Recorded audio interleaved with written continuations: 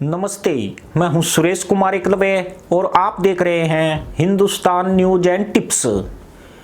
अफगानिस्तान पर कब्जे के एक हफ्ता गुजरने के बाद भी तालिबान सरकार बनाने की जद्दोजहद से जूझ रहा है।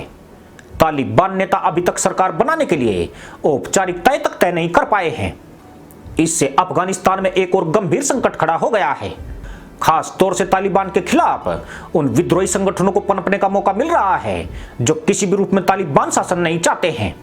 जबकि कहा यह जा रहा है कि तालिबान अब आपसी सिर्फ फुटबॉल की राह पर बढ़ रहा है। अफगानिस्तान पर अप्रत्याशित जीत से गदगद तालिबान इस कामयाबी को संभालने में नाकाम दिखने लगा है। देश के शीर्ष पद को लेकर तालिबान में मतभेद बढ़ गए हैं। साथ ही यह आतंकी अब एक दूसरे पर धूर्त मुल्ला पुलिस का इस्तेमाल कर रहे हैं। सत्ता में पद की दावेदारी को लेकर एक दूसरे को पीछे धकेलने की कोशिशें तेज हो गई है। एक हफ्ता बीतने के बाद भी तालिबान तय नहीं कर पाया है कि अफगानिस्तान का उत्तराधिकारी किसे बनाया जाएगा। देश के राष्ट्रपति पद के दावेदारों में हिबतुल्ला अखुंदजादा और मुल्ला गनी बरादर का नाम सबसे ऊपर चल रहा है। मुल्ला बरादर उन 4 लोगों में से एक है जिन्होंने 1994 में तालिबान का गठन किया था। साल 2001 में जब अमेरिका के नेतृत्व में अफगानिस्तान पर हुए आक्रमण में तालिबान को सत्ता से हटा दिया गया था, तब वो नेटो सैन्य बलों के खिलाफ विद्रोह के प्रमुख बन गए थे। बाद में फरवरी 2010 में अमेरिका और पाकिस्तान के एक संयुक्त अभियान में उन्हें पाकिस्तान के कराची शहर से गिरफ्तार कर लिया गया था। जब उन्हें गिरफ्तार किया गया था तब वो तालिबान के दूसरे सबसे बड़े नेता थे। मुल्ला बरादर हमेशा से ही अमेरिका के साथ वार्ता का समर्थन करते रहे हैं।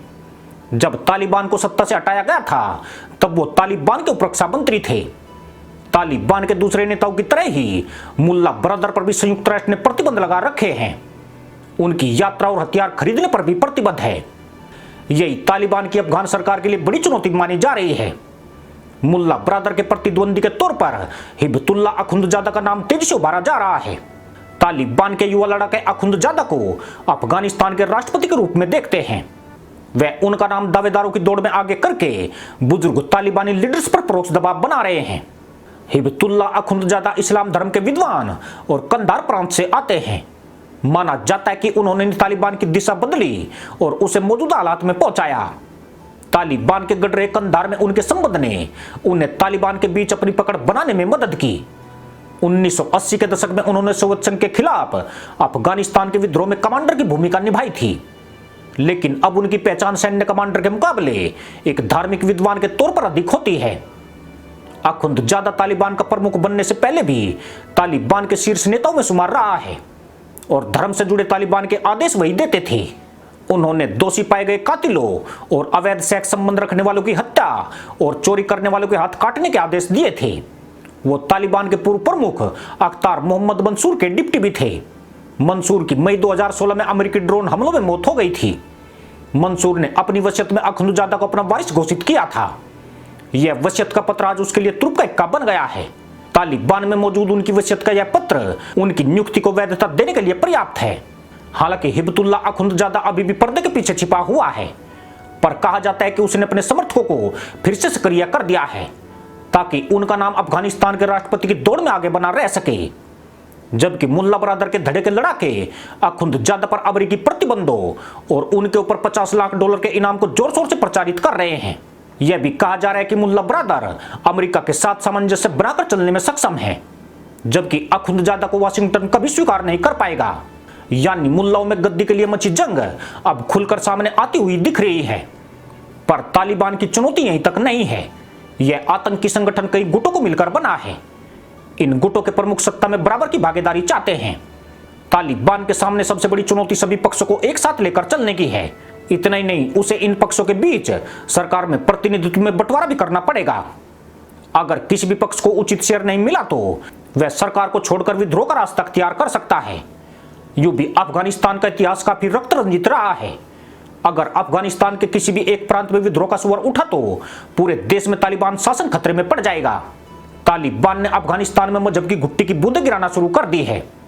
उसे मालूम है कि जाहिल लोग इस्लाम के नाम पर आसानी से मूर्ख बनाए जा सकते हैं। उसने ऐलान किया है कि वह पूरे देश को इस्लामिक शरिया कानून के हिसाब से चलाएगा।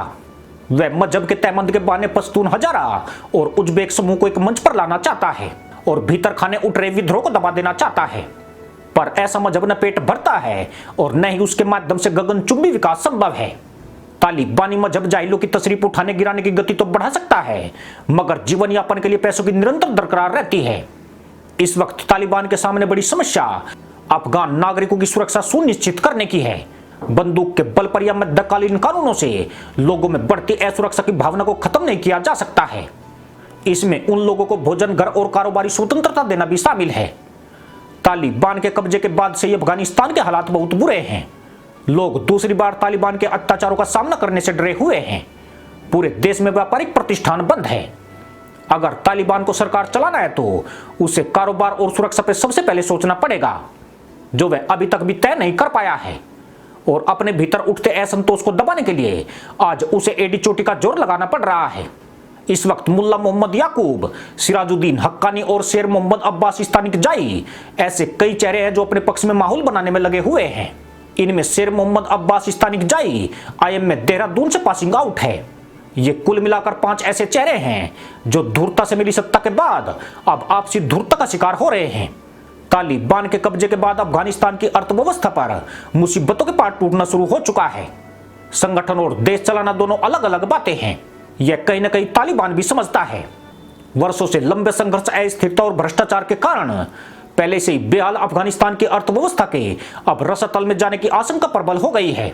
वर्ष 2020 में महामारी के चलते देश के सकल घरेलू उत्पाद यानी GDP में 2% की गिरावट के बाद फिर से सुधार देखा जा रहा था, लेकिन मौजूदा संकट ने आर्थिक संभावनाओं में उथल पुथल मचा दी है।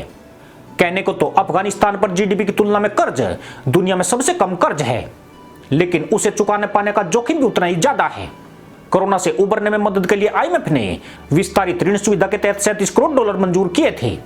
साथ ही अंतर्राष्ट्रीय मदद के रूप में $12 अरब भी मिलने वाले थे, लेकिन तालिबान शासन के आते ही तमाम अंतर्राष्ट्रीय मदद पर रोक लगा दी गई है। अब अफगानिस्तान के सरकारी खजाने में कर्मचारियों का वेतन देने तक के पैसे नहीं बचे हैं। अगर अगस्त महीने का भुगतान तालिबान करने में असक्षम रहा तो अफगानिस्तान में अव्यवस्था उत्पन्न होना भी तय है। इससे कर्मचारी तालिबान के खिलाफ मुखर हो सकते हैं। इसलिए अनाड़ी मुल्लाओं को इन्हें संभालना भी बड़ी चुनौती है। यहां तशरीफ उठाने गिराने वाली नोटंकी करिश्मा नहीं दिखा सकती है। इसके लिए पैसे की दरकार होगी, जो फिलहाल अफगानिस्तान के खजाने से गायब हो चुका है। यूं भी ऐसे जाहिल सूरज को तशरीफ दिखाते हुए ज्यादा अच्छे लगते हैं। इन अनाड़ी मुल्लाओं के वश में सरकार चलाना नहीं है। अगर तालिबान इतना अच्छा विकल्प होता तो उसे 2001 में अफगानिस्तान से भगाया गया नहीं होता। इसी के साथ अनुमति दोस्तों, जय जवान, जय किसान, जय हिंद, वंदे मातरम।